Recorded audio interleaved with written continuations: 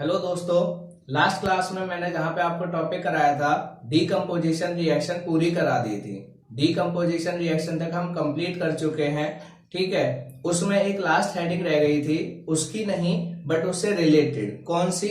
Endothermic reaction. कौन सी रह गई थी दोस्तों? Endothermic reaction. तो इसको भी लिख लेते हैं कि एंडोथर्मिक रिएक्शन क्या होती है। वैसे तो आपको मैंने बता दिया था बट फिर भी हम समझ लेते हैं। एंडोथर्मिक रिएक्शन का मतलब क्या होगा? एंडो मतलब हीट एब्जॉर्ब करना, या फिर किसी भी चीज को क्या करना? एब्जॉर्ब करना। ठीक है, जब किसी चीज को हम क्या करते हैं? एब्जॉर्ब करते हैं। ठीक है, उसको हम कहते हैं एंडो। एंडो मतलब किसी भी चीज को क्या करना? लेना। और थर्म का मतलब क्या होता है दोस्तों, जो मैं ऑलरेडी आपको कई बार बता चुका हूं। थर्म का मीनिंग क्या होता है? हीट। थर्म का मीनिंग क्या होता है दोस्तों? हीट। तो ऐसी रिएक्शन जिसमें हीट को क्या किया जाता है? एब्जॉर्ब किया जाता है, उस रिएक्शन को एंडोथर्मिक रिएक्शन कहते हैं। अ reaction in which heat is absorb by the reactant.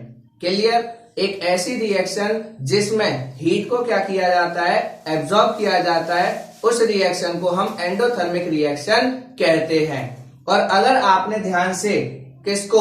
Decomposition reaction को देखा हो तो आपने हर एक को तोड़ने के लिए या तो आपको इलेक्ट्रिसिटी दी है, या फिर आपने उसको सनलाइट दी है, या फिर आपने टेम्परेचर दिया है, या एनर्जी दी है। तो कुल मिला के आपने क्या किया है? सबको कोई ना कोई फॉर्म में एनर्जी दी है। तो आप क्या करते हो? आपने हीट को क्या किया है? डिकम्पोजिशन रिएक्शन में सबने क्या किया है? हीट को एब्जॉर्ब किया है। वो अलग बात है कि डिफरेंट तरीके से एब्जॉर्ब किया है, बट एब्जॉर्ब किया है। तो ऐसी कोई भी रिएक्शन जिसमें हीट एब्जॉर्ब की जाती है, वो सारी रिएक्शन आपकी क्या कही जाती है? एंडोथर्मिक रिएक्शन कही जाती है। तो आप रिएक्शन डेफिनेशन दोबारा लिख सकते हैं। अ reaction in which heat is absorb. एक ऐसी रिएक्शन जिसमें हीट एब्जॉर्ब करी जाती है, उसको एंडोथर्मिक रिएक्शन कहते हैं। और इस रिएक्शन में आप डिकम्पोजिशन रिएक्शन का कोई भी एग्जांपल लिख सकते हैं, इसमें कोई प्रॉब्लम नहीं है। ज्यादा अच्छा होगा कि आप कौन सा? थर्मल डिकम्पोजिशन वाला लिख दें। ठीक है, और आपके इसीलिए मैं आपको कह रहा था कि जो एक्सोथर्मिक और एंडोथर्मिक रिएक्शन है, वो कहीं ना कहीं आपकी कॉम्बिनेशन और डिकम्पोजिशन रिएक्शन के अंदर ही आती है। अब आपको एग्जांपल देके या कंसेप्ट को देके क्लियर हो गया होगा। ठीक है, तो आपकी दो रिएक्शन कंप्लीट हो जाती हैं, कॉम्बिनेशन और डिकम्पोजिशन। इसके साथ साथ दो और कंप्लीट हो गई, एंडोथर्मिक और एक्सोथर्मिक। ठीक है, अब हम अपनी तीसरी रिएक्शन पे चलते हैं चैप्टर की, जिसका नाम है डिस्प्लेसमेंट रिएक्शन। जिसका नाम क्या है दोस्तों? Displacement reaction. तो आइए देखते हैं डिस्प्लेसमेंट रिएक्शन क्या होती है, कैसी होती है, क्या आपको बताना चाहती है। वो सारी चीजें हम क्या करते हैं? यहाँ पे डिस्कस करते हैं। तो डिस्प्लेसमेंट का मतलब मैं आपको पहले ही बता चुका हूं। डिस्प्लेसमेंट का मतलब होता है डिस्प्लेस करना। ठीक है, टू डिस्प्लेस या सिंपल डिस्प्लेस। और डिस्प्लेस का मतलब क्या होता है दोस्तों? हटाना। डिस्प्लेस का मतलब क्या होता है? हटाना। तो एक ऐसी रिएक्शन जिसके अंदर आप क्या करते हो? एक ज्यादा ताकतवर चीज कम ताकतवर चीज को उसकी जगह से हटा देती है, उस रिएक्शन को डिस्प्लेसमेंट रिएक्शन कहते हैं। तो डेफिनेशन क्या हो जाएगी? अ reaction in which highly reactive element displace least reactive element from its position. मैं लिख देता हूं, अ reaction in which highly reactive element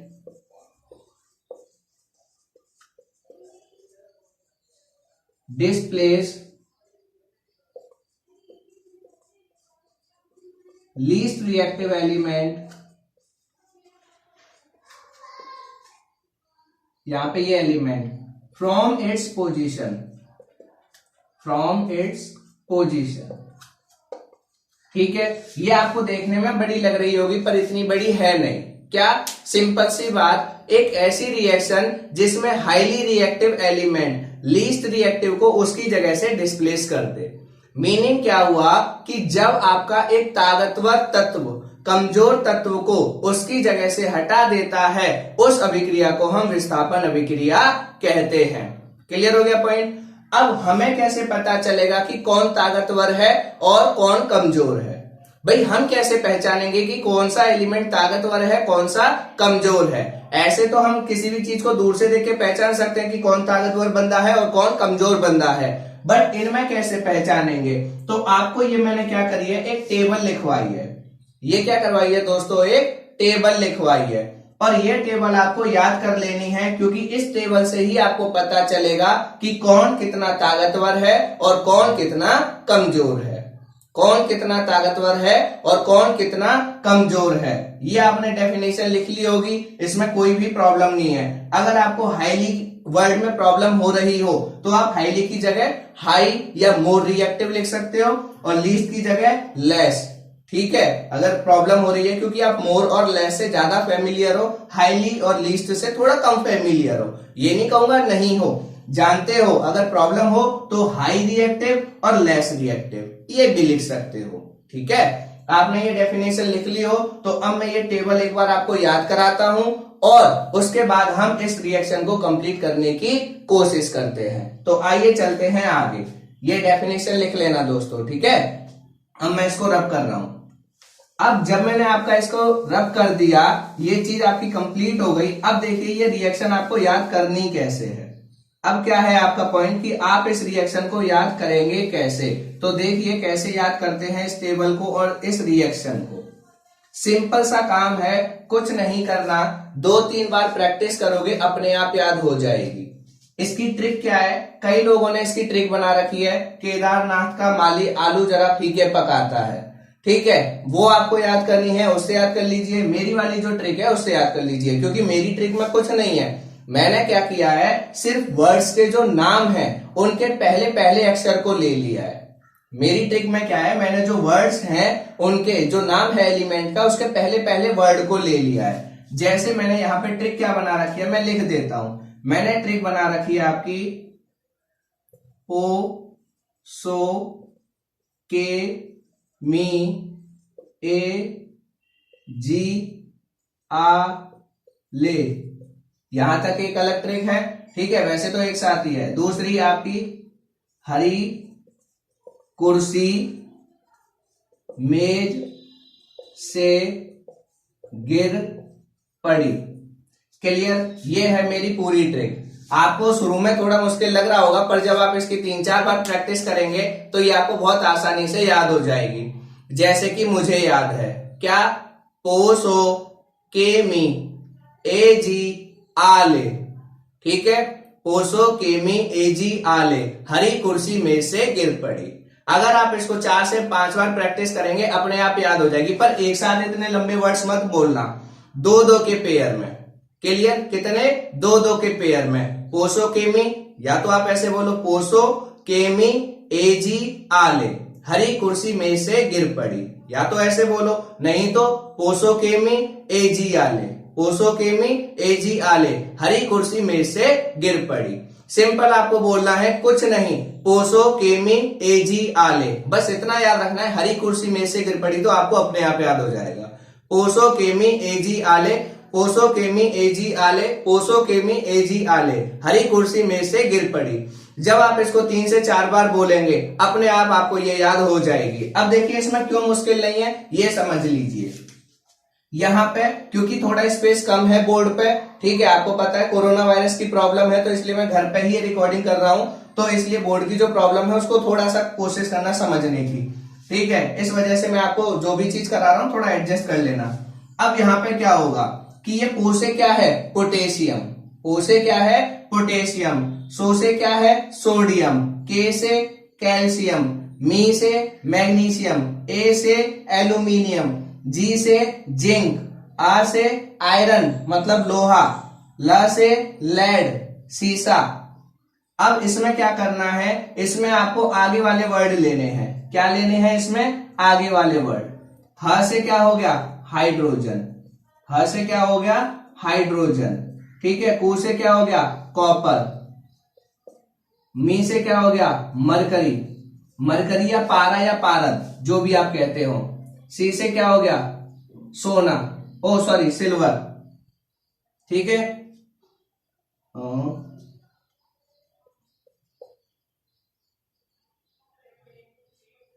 gold और प्लेटिनम, प्लेटिनम। ठीक है, क्लियर हो गया? यहां पे आपका क्लियर हो गया। ये पोसो, केमी, एजी, आले, हरी कुर्सी मेज से गिर पड़ी। ठीक है, ये आपका क्या है, कंसेप्ट है जिसको आपको क्या करना है, ध्यान रखना है। ठीक है, जिसको आपको क्या करना है दोस्तों, ध्यान रखना है। तो इसकी हम क्या कर लेते हैं, इसकी आपको क्या करनी है, एक बार में ये ट्रिक आप देख लीजिए, फिर मैं आपको पूरे तरीके से बताता हूं। ठीक है, पूरे तरीके से इसको मैं क्या करता हूं, आपको बताता हूं कि इसमें क्या होता है। ये एजी है, ये एजी है, और ये आपका क्या है, ए यू। ठीक है, ये एजी। तो दिक्कत हो रही हो तो इसको देखते हैं। अब देखो यहां पे ये जो आपने ट्रिक लिखी है, इसको इंप्लीमेंट करो। इसको इंप्लीमेंट करने में कोई प्रॉब्लम नहीं है, सिंपल। यहां पे पोटेशियम, अब आपको मैं दोबारा बताता हूं, ये आप पूरे नाम लिख लीजिएगा क्योंकि बोर्ड पे यह प्रॉब्लम है, मैंने आपको पहले ही बताया। तो यहां पे एक बार लिखते हैं, potassium, sodium, calcium, magnesium, aluminium, zinc, iron, lead, hydrogen, copper, mercury, silver, gold, platinum. Clear? अब इसको कैसे यूज करेंगे, अगर आपको सिंबल याद है तो और भी आसान है, आपको यहाँ पे सिंबल से क्लियर हो रहा होगा। के पोटेशियम का, Na सोडियम का, Ca कैल्शियम का, इस तरीके से। तो आपकी ये ट्रिक है, इसको एक बार मैं और रिपीट कर रहा हूं, फिर इसको रब करूंगा क्योंकि मुझे ये रिएक्शन एप्लीकेशन वे में भी दिखानी है। तो क्या हो गया, पोसो, केमी, एजी, आले, पोसो, केमी, एजी, आले, पोसो, केमी, एजी, आले, हरी कुर्सी में से गिर पड़ी, हरी कुर्सी में से गिर पड़ी।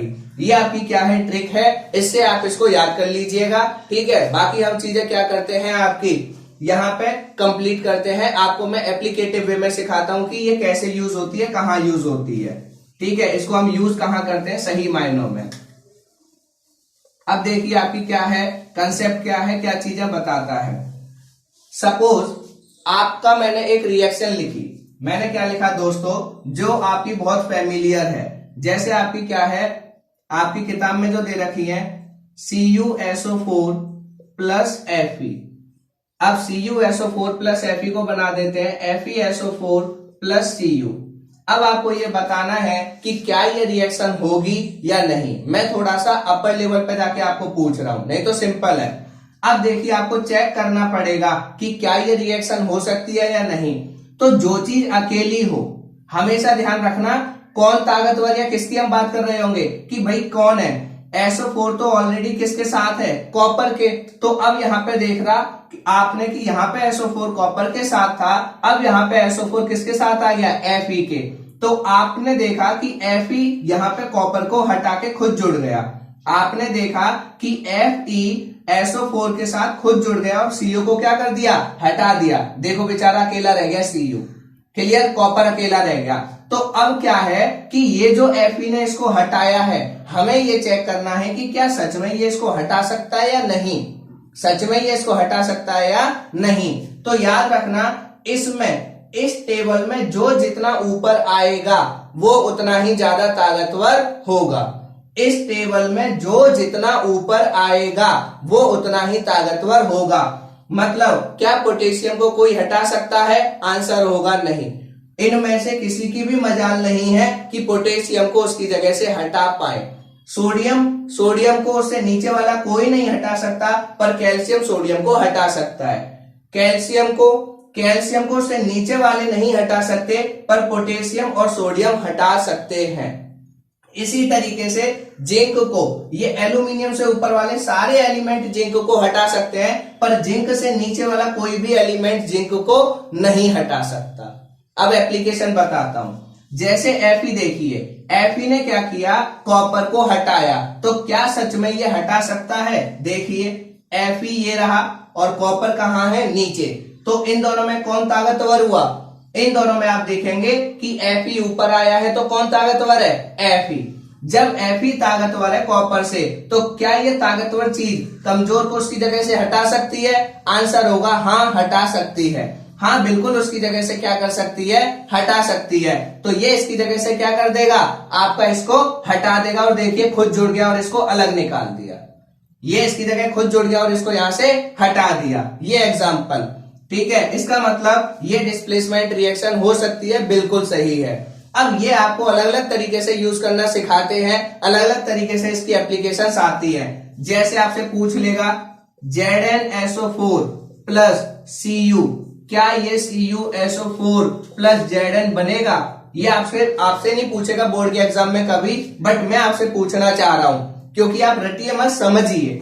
जैसे अगर आपसे पूछा जाए ये रिएक्शन और पूछा जाए कि क्या ये डिस्प्लेसमेंट होगी या नहीं, तो ज्यादातर लोग कह देंगे हाँ होगी, क्योंकि दिख रहा है ये चीज ऐसे। बट नहीं, ये डिस्प्लेसमेंट रिएक्शन नहीं है, गलत है।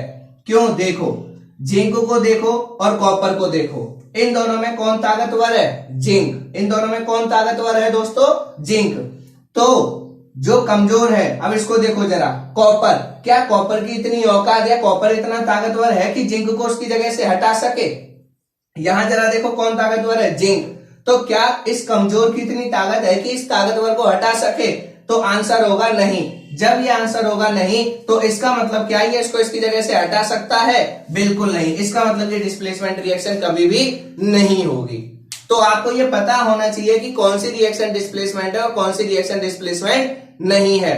इसका आइडिया आपको क्लियरली होना चाहिए। अब मैं इसकी पहचान बताता हूं जो पॉलीटेक्निक में आती है। पॉलीटेक्निक में क्या होता है, आपका A प्लस बी लिख देता है, या कंपाउंड लिख के यहां कुछ लिख देगा। डिस्प्लेसमेंट रिएक्शन की हमेशा एक अकेली पहचान, बहुत बड़ी, हमेशा एक एलिमेंट अकेला लिखा होगा। इस तरफ भी एक अकेला एलिमेंट लिखा होगा और इस तरफ भी एक अकेला एलिमेंट लिखा होगा। ये हमेशा ध्यान रखना। इसमें एक कंपाउंड होगा और एक हमेशा क्या होगा, अकेला एलिमेंट होगा। हमेशा जितनी भी डिस्प्लेसमेंट आप देख लो, कोई भी डिस्प्लेसमेंट देख लो, सब में ये एलिमेंट अकेला लिखा होगा। क्योंकि ऐसी रिएक्शन देके वो पूछता है कि कौन सी इसमें से डिस्प्लेसमेंट है और कौन सी नहीं। और अब ये फॉर्मेट किस में आने लगा है? बोर्ड के एग्जाम में। बोर्ड के एग्जाम में भी क्या लिखता है आपका mx प्लस आपका क्या लिख देगा n, और बताइए आपका क्या बन जाएगा nx प्लस m। बताइए ये कौन सी रिएक्शन है? तो आप लोग कंफ्यूज हो जाते हैं। कंफ्यूज नहीं होना, सिंपल ये देखो, यहाँ पे ये अकेला एलिमेंट है, ये क्या है, कंपाउंड, और यहाँ पे भी ये अकेला एलिमेंट। इसका मतलब कि ये आपकी कौन सी है, डिस्प्लेसमेंट रिएक्शन है। ये छोटी छोटी चीजें आपको क्या करनी है, याद रखनी है, क्योंकि ये चीज आपकी, अभी आपको क्या लगता है कि आप सिर्फ बोर्ड में मार्क्स ले आए, कहानी खत्म। कंसेप्ट सीखिए। अगर आप कंसेप्ट सीख गए तो आपको कहीं भी प्रॉब्लम नहीं होगी। ये आपकी क्या थी, डिस्प्लेसमेंट रिएक्शन, जो कि आपकी कंप्लीट हो जाती है। इसमें कोई क्वेश्चन हो तो प्लीज कमेंट सेक्शन में डालना, ठीक है। और आपकी क्या है, वीडियो को लाइक और शेयर करना। अब हम क्या चलते हैं अगली रिएक्शन पे, क्योंकि हमें क्या करना है, वीडियो काफी सारी हो गई है, इसलिए एक और रिएक्शन कंप्लीट करते हैं, फिर उसके बाद मैं आपको लीव करूंगा। ये जरूर याद कर लेना टेबल। इसमें अगर आपको और कोई डाउट हो तो बताना मुझे, ठीक है। आपका ओ सो के मी ए जी आ ले, हरी कुर्सी मेज से गिर पड़ी। ये है सीक्वेंस पूरा। इसमें आप अप्लाई करेंगे, आपको ये सारी टेबल याद हो जाएगी, और इस तरीके से आप सबको चेक कर सकते हैं कि कौन सी रिएक्शन होगी और कौन सी रिएक्शन नहीं होगी। क्लियर। अब चलते हैं डबल डिस्प्लेसमेंट रिएक्शन। कौन सी पे चलते हैं, डबल डिस्प्लेसमेंट रिएक्शन पे, और उसको देखते हैं कि वो क्या कहती है, उसमें क्या होता है। डबल डिस्प्लेसमेंट, उसके बाद हम क्लास ओवर करेंगे। बस डबल डिस्प्लेसमेंट को और समझ लेते हैं, वो मुश्किल नहीं है ज्यादा, ठीक है। डबल डिस्प्लेसमेंट में कुछ भी टफ नहीं है, फटाफट उसको देख लेते हैं, क्योंकि फिर उसके लिए एक वीडियो अलग से बनानी पड़ेगी नहीं तो, ठीक है। तो यहीं पे इसके आगे लिख लीजिए, डबल डिस्प्लेसमेंट रिएक्शन क्या होती है। डबल डिस्प्लेसमेंट रिएक्शन क्या होती है। डबल डिस्प्लेसमेंट में जिसमें डिस्प्लेसमेंट दो बार हो, ऐसा मत लिखना, ठीक है। इसमें सिर्फ 3 वर्ड लिखने हैं, और वो 3 वर्ड कौन से हैं, exchange of ion, exchange of ion, ठीक है। कि एक ऐसी रिएक्शन जिसमें एक्सचेंज ऑफ आयन होता है, ठीक है। सिंपल क्या लिखना है, a reaction in which exchange of ion takes place. एक ऐसी रिएक्शन जिसमें आयन का एक्सचेंज होता है। कौन से आयन, आपने 2 ही तरीके के पढ़े होंगे, एक पॉजिटिव आयन जिसको कैटायन, और एनायन, ठीक है, उनकी बात। अब यहां पे आप उसको भी बहुत ज्यादा याद मत रखिए, एक अकेली रिएक्शन है, बस उसको याद रखना है, एक अकेली रिएक्शन, और उसको आपको कुछ भी याद नहीं रखना। वो देखिए कौन सी रिएक्शन है। कौन सी रिएक्शन है आपकी, Na2SO4 plus BaCl2 converted into BaSO4 plus NaCl। क्या है आपकी ये रिएक्शन है, sodium sulphate plus barium chloride converted into barium sulphate plus sodium chloride. ये रिएक्शन इतनी आसान है कि इससे आसान रिएक्शन इस पूरे चैप्टर में कोई नहीं है। क्यों मैं इस बात को कह रहा हूं, इसमें कुछ नहीं होता, जितनी चीजें इधर हैं, जितनी चीजें रिएक्टेंट साइड में है, टोटल सारी की सारी चीजें आपको प्रोडक्ट साइड में भी मिलेंगी, सारी। बस डिफरेंस क्या होगा कि इनके आयन बदल गए होंगे। यहां पे देखिए, यहां पे Na के साथ कौन है, SO4, यहां पे Na के साथ कौन है दोस्तों, Cl, यहां पे Ba के साथ कौन है, Cl, यहां पे Ba के साथ कौन है, SO4। इसीलिए उस दिन मैंने आपको क्या बना के दिखाया था, ये क्रॉस, ये रहा। समझ में आई बात। तो डबल डिस्प्लेसमेंट रिएक्शन क्या होती है, जिसमें एक्सचेंज ऑफ आयन होता है। ये एक्सचेंज ऑफ आयन कि एक कंपाउंड के आयन दूसरे के पास दूसरे के चले गए और दूसरे कंपाउंड के आयन पहले वाले के पास चले गए। ये ऐसी रिएक्शन, इसमें कुछ नहीं करना, ये भी बहुत आसान है। बिल्कुल जितना रिएक्टेंट साइड में आपके टोटल क्या है एलिमेंट, सारे के सारे एलिमेंट आपको प्रोडक्ट साइड में भी मिलेंगे। बस क्या होगा कि इधर के जो आयन है वो इस वाले एलिमेंट के पास चले गए होंगे और इसके जो आयन है वो पहले वाले एलिमेंट के पास आ गए होंगे। सिंपल सी कंडीशन देख लो आप। ऐसी कोई भी रिएक्शन जिसमें आपको सारी की सारी चीजें एक जैसी मिले और क्या हो, एक के आयन दूसरे के पास चले गए हों, उस रिएक्शन को डबल डिस्प्लेसमेंट रिएक्शन कहते हैं। इसमें एक पॉइंट आता है जो आपके लेवल से ऊपर है, अगर चाहो तो समझना, नहीं तो कोई प्रॉब्लम नहीं है। पॉइंट क्या है कि अगर आप देखोगे तो हमेशा जो एक्सचेंज होता है ना दोस्तों, वो आपका किसका होता है, कैटायंस का, सॉरी किसका होता है, एनायंस का। ये पॉइंट और लिख लेना मन करे तो, क्योंकि थोड़ा हायर लेवल है। क्या कि आपका हमेशा जो एक्सचेंज होता है डबल डिस्प्लेसमेंट रिएक्शन में, हमेशा और हमेशा किसका होता है, एनायंस का। एनायंस बोले तो जिन पे नेगेटिव चार्ज होता है। अगर आपने 9th क्लास में अच्छे से पढ़ा है तो क्लोरीन पे नेगेटिव चार्ज होता है, सल्फेट पे क्या होता है, नेगेटिव चार्ज होता है। मतलब कभी भी आप मेटल को एक से दूसरे के पास नहीं भेज सकते, मेटल के पास एनायंस चल के आएंगे। ये पॉइंट ध्यान रखना, ये बहुत जरूरी बात है। अगर आपसे कोई पूछे कि डबल डिस्प्लेसमेंट रिएक्शन में कौन से टाइप के आयन का एक्सचेंज होता है, एक से दूसरी जगह कौन जाते हैं, तो आंसर होगा एनायंस। ठीक है, रिएक्शन में क्लियरली दिख रहा है। एनायंस क्या करते हैं, आपके एक से दूसरे के पास मूव करते हैं। इसमें भी कुछ कॉन्ट्राडिक्टरी अगर क्वेश्चंस आते हैं तो देखेंगे उनको, आप कमेंट सेक्शन में बताना। अब इसी में लास्ट रिएक्शन, और एक लास्ट रिएक्शन, उसके बाद आपका ये पूरा टॉपिक कंप्लीट। क्या है, क्योंकि वो बिल्कुल ये तीनों चीजें एक दूसरे से मिलती जुलती हैं, इसीलिए मैं एक ही वीडियो में करा रहा हूं, नहीं तो इनके लिए अलग वीडियो बनाता। ये तीनों चीजें क्या है, बिल्कुल एक दूसरे से मैच करती हुई है। डिस्प्लेसमेंट बहुत आसान थी, आपने समझ ली, जिसमें ताकतवर कमजोर को हटा देगा। पता कैसे चलेगा, पोसोकेमी एजी आले से। दूसरी डबल डिस्प्लेसमेंट रिएक्शन क्या होती है, जिसमें एक्सचेंज ऑफ आयन होता है, बस उसका एग्जांपल ये रहा। और इसको भी छोड़िए, कोई भी एग्जांपल जिसमें एक की चीज दूसरे के पास आ जाए, दूसरे की चीज पहले के पास चली जाए, कहानी खत्म। क्लियर हो गया। तीसरी मोस्ट वैल्यूएबल आपकी क्या है, रिएक्शन, जो आपसे 2 नंबर में पूछी जाती है, और वो रिएक्शन कौन सी है, प्रेसिपिटेशन रिएक्शन। कौन सी है, प्रेसिपिटेशन रिएक्शन। तो देखिए प्रेसिपिटेशन रिएक्शन क्या होती है। प्रेसिपिटेशन रिएक्शन भी 2 मिनट का काम है बस, और उसमें कुछ भी नहीं है। कौन सी रिएक्शन है, प्रेसिपिटेशन रिएक्शन। प्रेसिपिटेशन रिएक्शन क्या है, देखिए जैसा इसका नाम वैसा इसका काम। प्रेसिपिटेशन रिएक्शन क्या होती है, a reaction in which precipitate will form. A reaction in which precipitate